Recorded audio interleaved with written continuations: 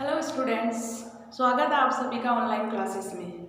आज अपन स्टार्ट करेंगे amino acids का। नेक्स्ट टॉपिक होगा अपना कौन सा, पॉलीपेप्टाइड्स।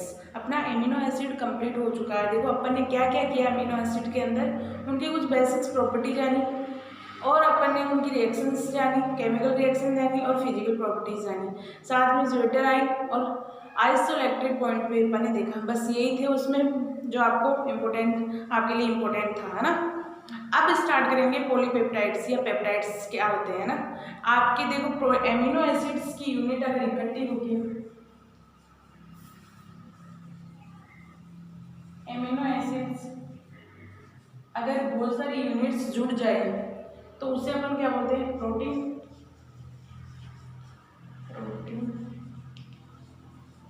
और इन एमिनो एसिड्स की यूनिट जो ऐड होगी, यानी कि एक एक एमिनो एसिड है, मान लो ये ऐड होगी, इस बंध को कहते हैं पेप्टाइड बंध। ओके, तो अपना आज इस पेप्टाइड बंध के बारे में अपन जानेंगे, क्या होता है क्या नहीं होता है, किस तरीके से इन्हें डिफाइन कर सकते हैं और कितने के बीच बनेगा, कौन सा आपके, है ना। तो वो आज अपन सीखेंगे यहाँ। तो अपना स्टार्ट होता है पेप्टाइड बंध।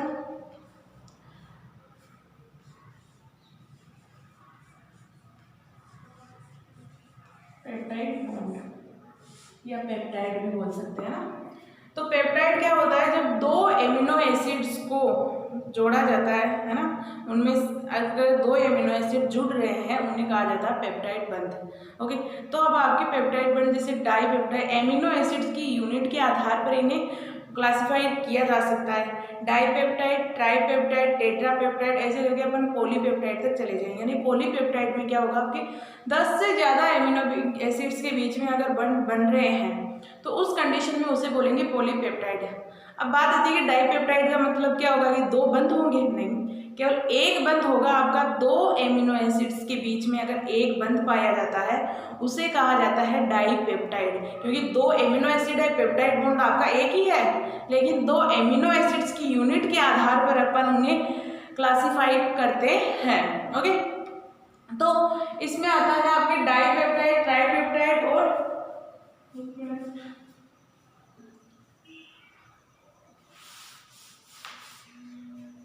फर्स्ट है पेप्टाइड बॉन्ड को अगर क्लासिफाई करें अपन, जैसे अपना एमिनो एसिड्स की स्ट्रक्चर सबको पता है। यहाँ होगा आपका NH2, यहाँ NH2 कर, यहाँ NH2 कर दूँ मैं, और यहाँ हो गया अपना कार्बन और कोई ग्रुप होगा और ये COH होगा। ओके, प्लस कोई दूसरा एमिनो एसिड ले रही हूँ मैं, उसकी भी स्ट्रक्चर इसी तरीके से कर रही हूँ। NH2 ही है, बस इसे थोड़ा खोलना है। ये होगा आपका एमिनो एसिड, है ना। दो एमिनो एसिड्स के बीच में जो बंध बनेगा, इनको जब दो एमिनो एसिड की यूनिट एक दूसरे के साथ बॉन्ड बनाएगी तो उस कंडीशन में उसे कहा जाता है पेप्टाइड बंध। तो यहाँ से क्या होगा, आपका वाटर बाहर निकल जाएगा, -H2। अब यहाँ जो बॉन्ड बनेगा वो इसी तरीके से बनेगा, NH2 H R C double bond O N H, यहाँ हो जाएगा आपका C H R C double bond. Okay, अब जो आपका ये बंध बना है, ये बंध, इस बंध को कहा जाता है पेप्टाइड बंध। पेप्टाइड बंध, पेप्टाइड बंध कहा जाता है। जैसे अपन ने कार्बोहाइड्रेट्स वाले चैप्टर में देखा था कि कार्बोहाइड्रेट्स की दो यूनिटें जुड़ के जो बंध बनाती है उसे ग्लाइकोसाइडिक बंध कहते थे। यहाँ अगर दो एमिनो एसिड जो बनाएंगे बंध, उसे पेप्टाइड बंध कहा जाता है। ओके, अब अपनी बात आती है कि इसे अगर इसको क्लासिफाइड किया जाए तो ये बंध कौन सा हो गया, ये डाईपेप्टाइड बंध हो गया। क्यों? क्योंकि एक यूनिट तो आपके एमिनो एसिड की ये है, दूसरी यूनिट ये है, तो आपका हो गया डाईपेप्टाइड बंध। फर्स्ट और सेकंड दो एमिनो एसिड को अगर एक बंध जोड़ता है तो उसे डाईपेप्टाइड बंध कहा जाता है। तो ये किस प्रकार का बंध है, डाईपेप्टाइड।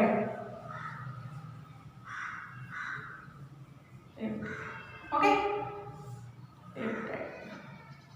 अब बात आती है कि ट्राईपेप्टाइड क्या होगा। ट्राईपेप्टाइड होगा मतलब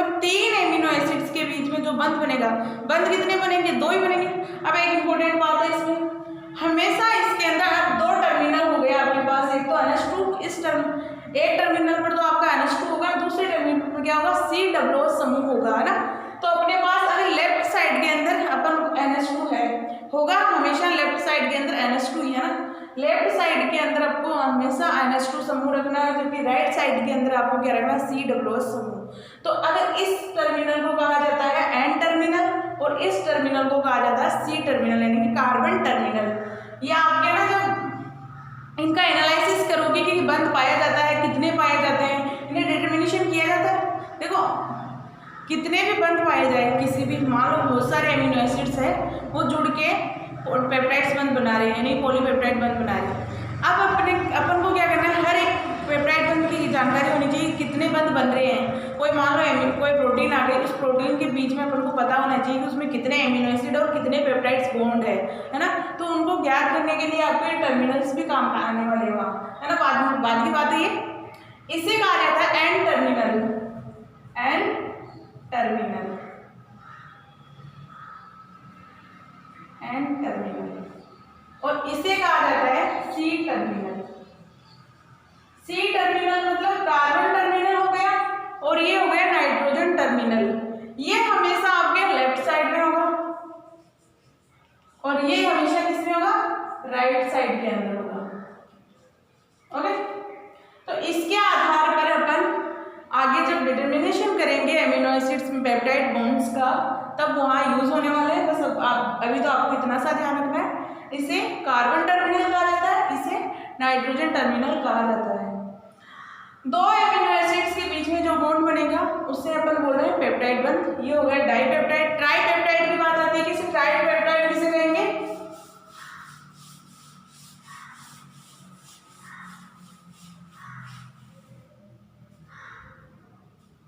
अगर मान लो ये हो गया आपका डाइपेप्टाइड, इंग्लिश में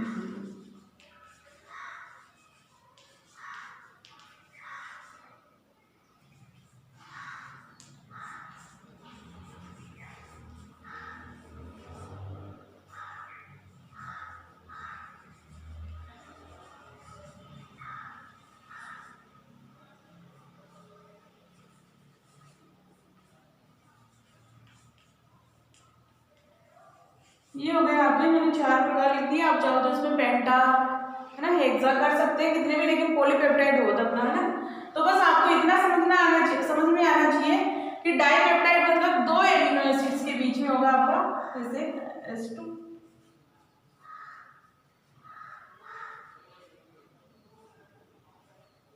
मैं डायरेक्ट बॉन्ड बना रही हूँ,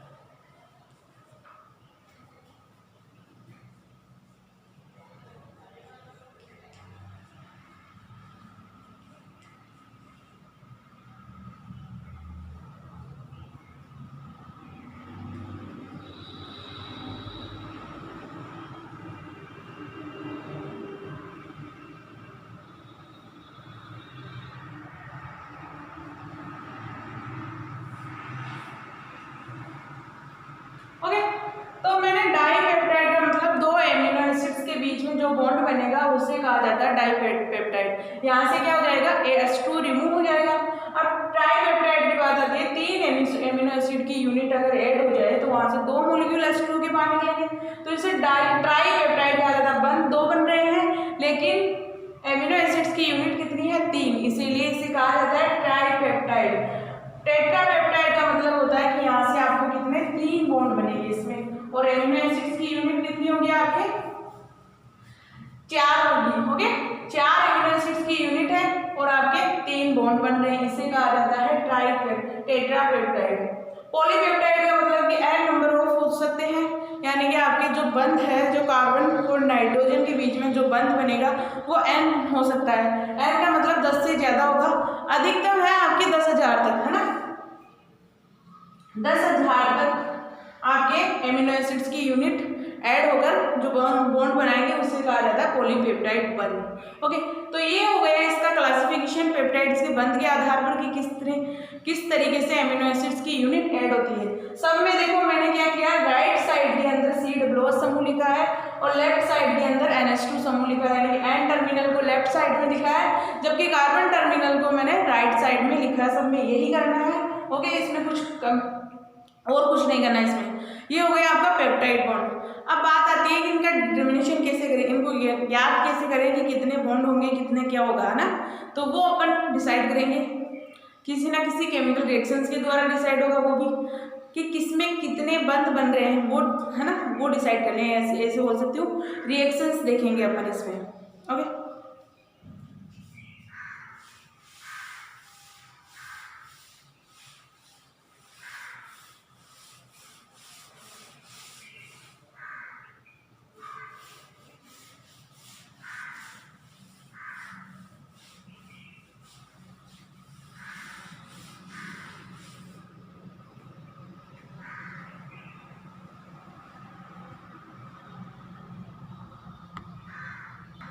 अब बात आती है आपके पेप्टाइड बंध का निर्धारण। किस आधार पर पेप्टाइड बंध का निर्धारण किया जा सकता है। पेप्टाइड बंध का निर्धारण, भाई अपने पास मान लो कोई प्रोटीन है, उस प्रोटीन को देखकर अपन कैसे डिसाइड करेंगे इसमें कितने एमिनो एसिड्स की यूनिट जुड़ी हुई है या कितने एमिनो एसिड्स हैं। नहीं जान सकते ऐसे, तो कुछ ना कुछ रिएक्शंस करवा के जानेंगे अपन कि इसमें इतना हो सकता है ना। तो इसमें क्या किया गया, पहले है आपका अपघटन, यानी कि अपन अपघटन करवा के देखेंगे कि इसमें पहले तो देखेंगे अपन, अगर यूनिट्स पता चल जाए, मान लो कोई आपके पास प्रोटीन है, मान लो ग्लोबिन प्रोटीन है। अब ग्लोबिन प्रोटीन में आपको पता नहीं है कितने एमिनो एसिड है ना। हीमोग्लोबिन प्रोटीन ली मैंने, उसमें से ग्लोबिन प्रोटीन है, इसमें अपन को पता नहीं है कि कितने एमिनो एसिड्स की यूनिट जुड़ी हुई है ना। अगर इसके रिएक्शंस करवा के अपन को पता लग जाए कि आपके पास कितने, मान लो आपको 141 के आसपास इसकी यूनिट्स होती है आपके हीमोग्लोबिन के अंदर। 141 मतलब कि इसके अंदर 141 एमिनो एसिड्स पाए जाते हैं। अब इसमें बॉन्ड की बात आती है तो कितने बॉन्ड बनेंगे आपके 140, यानी 140 बंध बनने वाले पेप्टाइड बंध। तो इस तरीके से अपन ज्ञात कर सकते हैं कितने एमिनो एसिड है और उसमें कितने बंध बनेंगे। अब बात आती है कि मान लो आपके पास, आपने अपघटन भी करवा दिया, सब एमिनो एसिड्स आपके अलग अलग भी हो गए, है ना। अब उन एमिनो एसिड्स की यूनिट को कैसे डिसाइड करें कि ये यूनिट एमिनो एसिड अलग अलग कैसे पता करेंगे, है ना। तो ये मेथड है आपका अपघटन का, फर्स्ट मेथड है अपघटन। अपघटन का मतलब क्या, आपको क्या करवाना है, उसमें हाइड्रोलाइसिस करवाना है ना। अगर हाइड्रोजन की यूनिट्स ऐड होती जाए तो उसके अंदर क्या होगा, प्रोटीन अलग हो जाएगी। जब अपन ने पेप्टाइड बंध बनाया था तो वहाँ क्या किया था कि H2 रिमूव हो रहा है वहाँ से, तब जाके आपका क्या बन रहा है, पेप्टाइड बंध बन रहा है।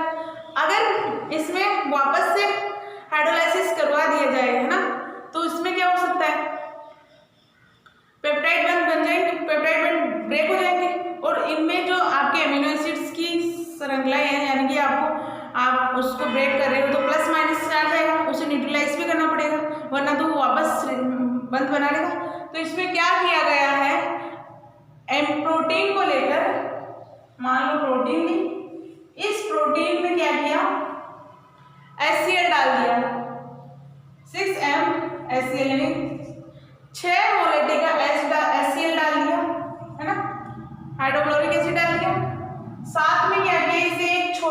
ट्यूब के अंदर, यानी कि एक पतली नली ली, उसमें रखा छोटे, है ना। इस ट्यूब में रखकर इसको 110 डिग्री यानी कि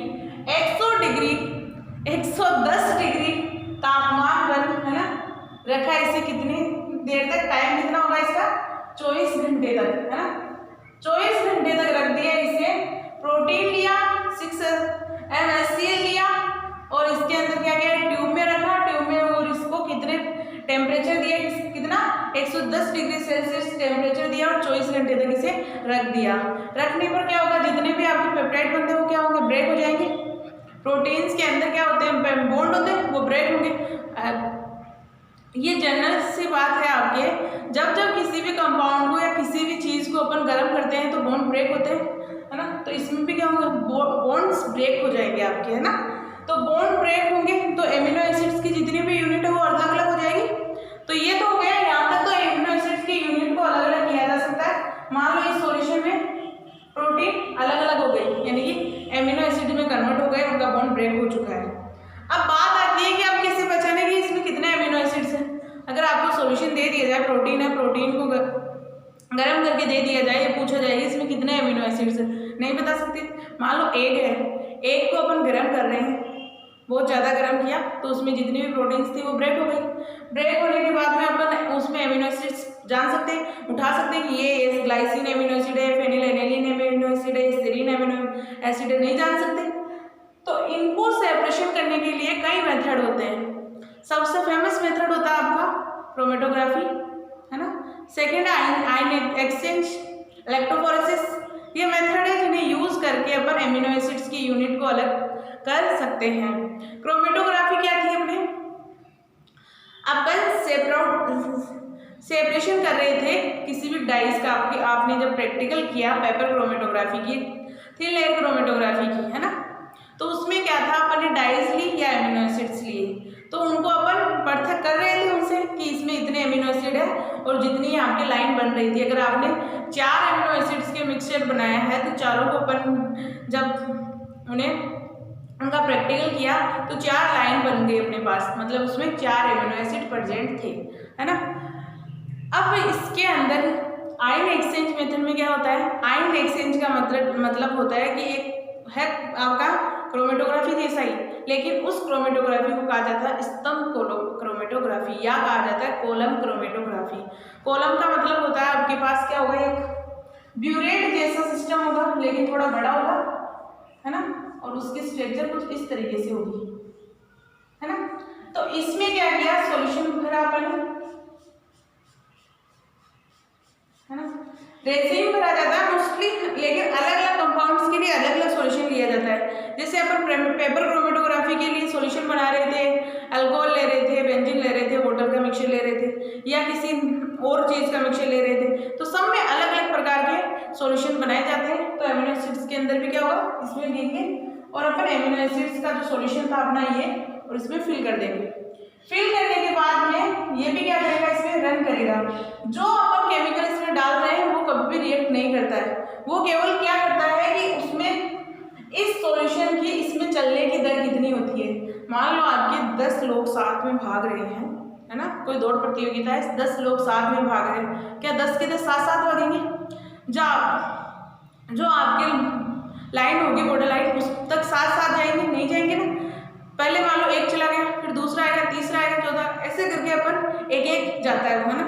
तो एक ही तो जा रहा है। इसमें भी क्या होगा कि जो एमिनो एसिड्स की गति फास्ट होगी, यानी कि वो सबसे ज़्यादा, मान लो इसमें से किसी के साथ बॉन्ड नहीं बना पा रहा है, वो जल्दी ही क्या होगा, निकल जाएगा बाहर, इलूट हो जाएगा, निक्षालन हो जाएगा, मतलब उसका जल्दी यहाँ मान लो या तो आप यहाँ रुक जाए और फिर यहाँ आके रुक गया, मान लो कोई एमिनो एसिड, कोई यहाँ आके रुक गया, कोई यहाँ आके रुक गया, कोई यहाँ। सब एमिनो एसिड्स की गति अलग अलग होती है, कभी भी साथ सेपरेट आउट नहीं हो, साथ साथ नहीं चलते, सॉरी, इनकी सबकी गति अलग अलग होगी। मान लो ग्लाइसिन है, ग्लाइसिन मान लो ऊपर ही रह गया, है ना, तो अपन यहाँ से ग्लाइसिन प्राप्त कर सकते हैं। और मान लो यहाँ लाइसिन रह गया, लाइसिन को अलग किया जा सकता है। जितने प्रकार के एमिनो एसिड्स हैं वो यहीं आके रुक जाएंगे आपके, है ना। तो इस तरीके से इन्हें सेपरेट करके उन्हें पहचाना जा सकता है कि इसमें कितने एमिनो एसिड्स हैं। फिर ज्ञात किया जा सकता है इसमें बंध कितने बन रहे हैं, है ना। तो ये हो गया आपका फर्स्ट मेथड अपघटन का, जिससे अपन एमिनो एसिड्स के अंदर प्रोटीन्स के अंदर पेप्टाइड बंध की जानकारी ले सकते हैं या देख सकते हैं कि इसमें कितने एमिनो एसिड्स प्रेजेंट होंगे।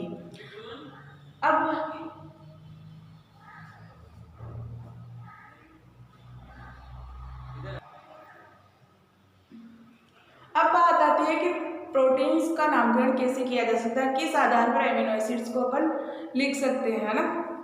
तो फर्स्ट स्टेप में मान लो आपके पास लाइसिन है प्लस लाइसिन है, एक मिनट।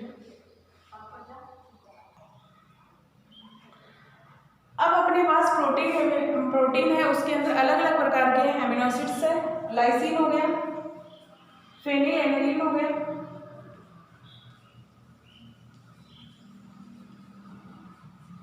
इनका नोमेनक्लेचर किस तरीके से किया जा सकता है, इस तरीके से अपन लिख नहीं सकते। इसमें क्या किया जाएगा, लाइसिन की जगह एरिल लगाएंगे, यानी कि अपन एरिल वर्ड का यूज करेंगे।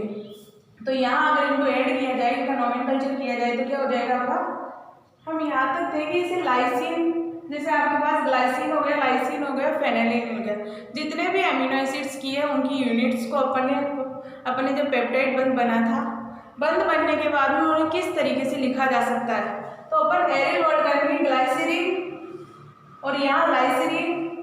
यहाँ देखो आपको गैप नहीं रखना है, बीच में बिल्कुल भी गैप नहीं रखना, साथ में ऐड करते रहना है। ग्लाइसरीन, और ये हो गया आपका फेनिलएलनिन,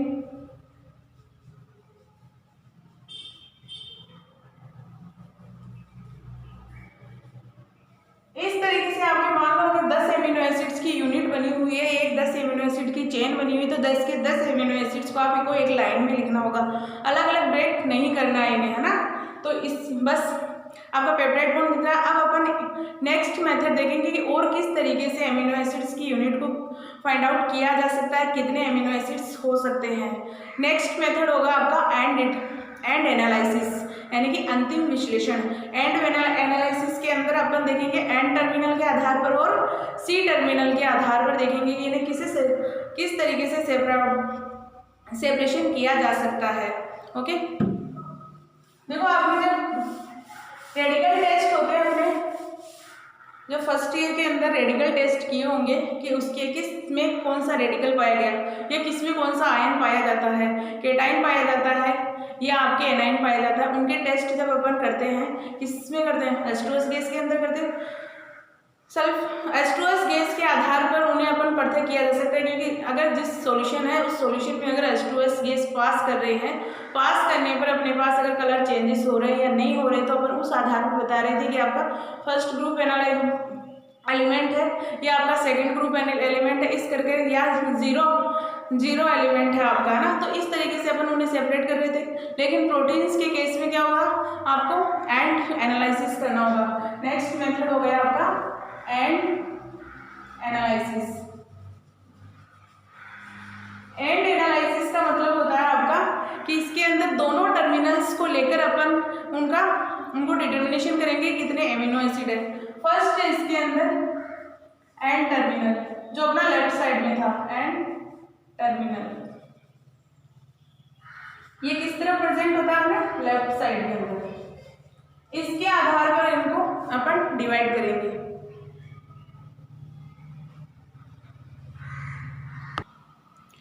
एंड टर्मिनल के अंदर आपके सबसे इम्पोर्टेंट मेथड है आपका सेंगर विधि, यानी कि सेंगर मेथड के आधार पर अपन देखेंगे कि किस तरीके से एमिनो एसिड्स को सेपरेट किया जा सकता है, या इसे बोलते हैं डीएनपी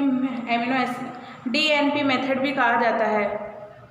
डीएनपी का मतलब होता है डाई नाइट्रोफेनिल, है ना। इस मेथड फर्स्ट एंड टर्मिनल से अपन डिटर्मिनेशन कर रहे हैं, तो इसमें फर्स्ट मेथड है आपका सेंगर मेथड या सेंगर विधि, इसे कहा जाता है डीएनपी मेथड। डीएनपी का मतलब होता है डाई नाइट्रोफेनिल, है ना।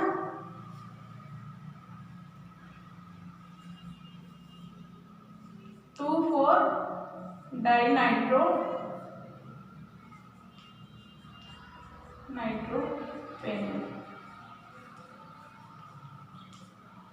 ओके। डाइनाइट्रोफेनिल कहा जाता है। इस मेथड से अपन देखेंगे किस तरीके से एमिनो एसिड्स की पहचान की जा सकती है। तो अपन क्या करेंगे, पहले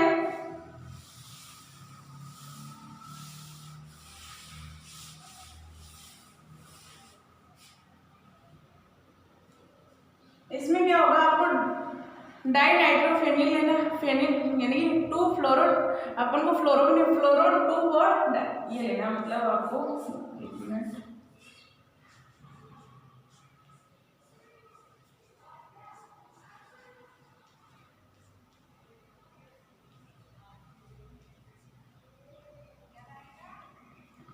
फ्लोरो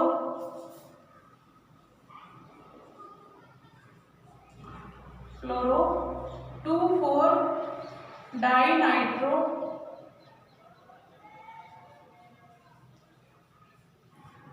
नाइट्रोफेनिल लेना है।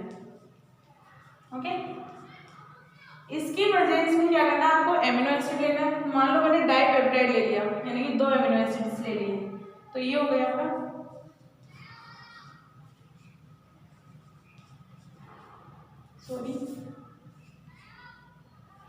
H, और यहाँ मैंने इस R1 से डिनोट कर दिया, मतलब कि आपका R1 मतलब अलग अलग एमिनो एसिड्स की यूनिट ले रहे हैं, सेम नहीं ले रहे हैं अपन।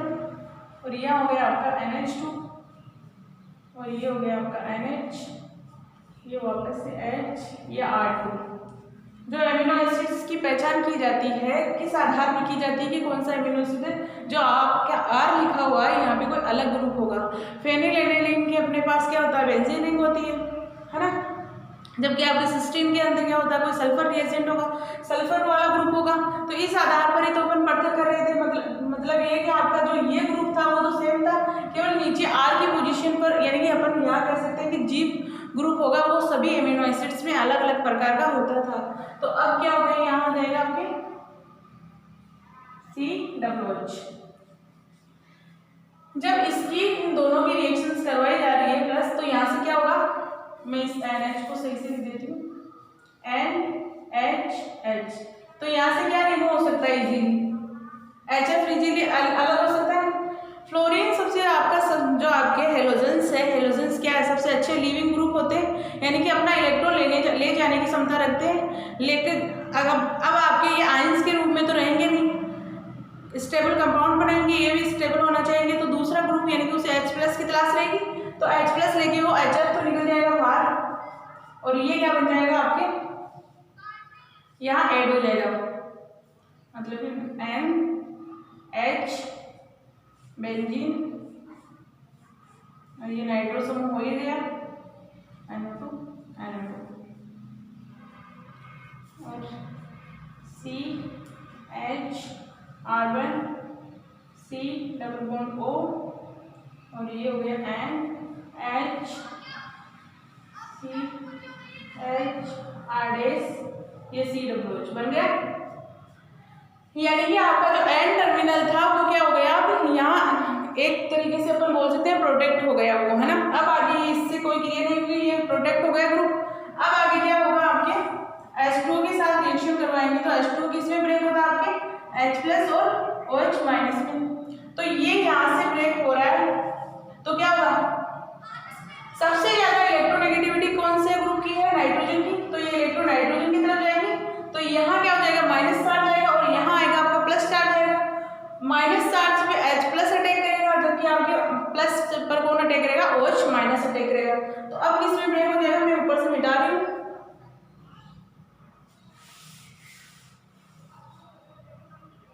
मैं यही लिख देती हूँ। ओके, तो ये अपने पास अगर H+ से रिएक्ट करेगा तो क्या बनेगा, अपने पास ये बॉन्ड बन गया था अपने पास, यहाँ क्या आ जाएगा आपका OH आ जाएगा, और यहाँ आ जाएगा आपका H। तो ये आपके पास एमिनो एसिड्स अलग अलग हो गए, एमिनो एसिड्स की यूनिट भी अलग अलग हो गई, और ये आपका जो एमिनो एसिड था वो किस कलर का होता है, येलो कलर का होता है। येलो कलर का सॉल्यूशन दिखता है अपने को, जब एन टर्मिनल पर कोई रिएक्शंस हो रही है वो येलो कलर का होता है, और ये दूसरा एमिनो एसिड अपन को प्राप्त हो गया। तो इस आधार पर अपन एमिनो एसिड्स की यूनिट को अलग अलग कर सकते हैं, है ना, पता कर लिया। अब इनको डिटरमाइन कर सकते हैं कितने एमिनो एसिड्स थे, वो ये आपका कौन या क्रोमेटोग्राफी मेथड, इन दोनों मेथड से अपन इन्हें पृथक कर सकते हैं, देख सकते हैं कि कौन सा एमिनो एसिड कितने प्रेजेंट होते हैं। लेकिन आपका जो ये सॉल्यूशन बनेगा, जब आपको फ्लोरो 2,4 डाइनाइट्रोबेंजीन यानी कि DNP ने जब यहाँ क्या किया था, रिएक्ट किया था, तो आपके येलो कलर का सॉल्यूशन बनेगा, है ना। DNP को ही अपन सेंगर रिएजेंट भी कहते हैं। सेंगर मेथड पढ़ रहे हैं तो उसे सेंगर रिएजेंट के नाम से अगर सेंगर रिएजेंट दे दे तब आपको DNP ही लेना है, सेंगर कोई अलग नहीं है। सेंगर एक साइंटिस्ट का नाम है, उसी के आधार पर रिएजेंट का नाम रखा गया है सेंगर रिएजेंट। सेंगर रिएजेंट हो गया अपना डाइनाइट्रोफेनिलेट, है ना। तो इस तरीके से अपन इस मेथड से एमिनो एसिड्स की यूनिट को अलग अलग कर सकते हैं। अब अपन नेक्स्ट मेथड देखेंगे।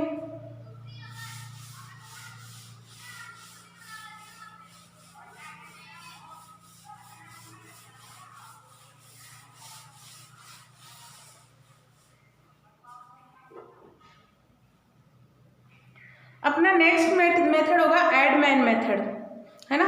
लेकिन अभी के लिए काफ़ी है इतना। अब नेक्स्ट क्लास में देखेंगे एडमैन मेथड, ये कंप्लीट नहीं हुआ। अब नेक्स्ट में जब लेक्चर आएगा, अपना वीडियो आएगा, तब देखेंगे। Okay, thank you.